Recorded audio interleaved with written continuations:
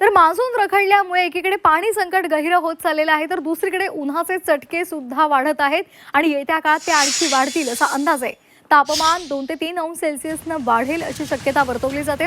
18 जून नंतर राज्यात पावसाचा जोर वाढणार असाही अंदाज वर्तवण्यात आलाय. ऐन पावसाळ्यामध्ये पुन्हा एकदा उन्हाच्या झळा बसत असल्यामुळे नागरिक सध्या पूर्णपणे हैराण झालेत.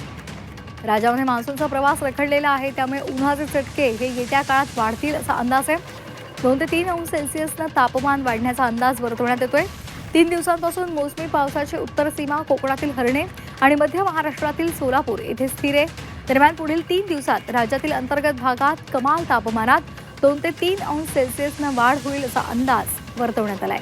त्यामुळे मान्सूनची आतुरतेनं वाट पाहणाऱ्या नागरिकांना उन्हाचा तडाखा सुद्धा सहन करावा लागेल असा अंदाज आहे. गेल्या काही दिवसांपासून राज्यातील काही भागात वादळी पाऊस आणि पूर्व मोसमी पावसामुळे कमाल तापमानामुळे काहीशी घट झाली होती. त्यामुळे नागरिकांना तीव्र उष्णतेपासून काहीसा दिलासा मिळाला होता. मात्र आता राज्यातील काही भागात पूर्व मोसमी पाऊस अजूनही सक्रिय झाला नाहीये. गेल्या काही दिवसांपासून राज्यातील बहुतांश जिल्ह्यावर असलेला वादळी पावसाचा प्रभाव हा काहीसा कमी होताना दिसतोय. दक्षिण कोकण, मध्य महाराष्ट्र आणि मराठवाड्यातील काही भागात पावसाची नोंद होत असली तरीही मुंबईसह उत्तर कोकणात उष्मा कायम आहे. विदर्भातील बहुतांश भागातील कमाल तापमानात गेल्या काही दिवसांपासून वाढ होताना दिसते.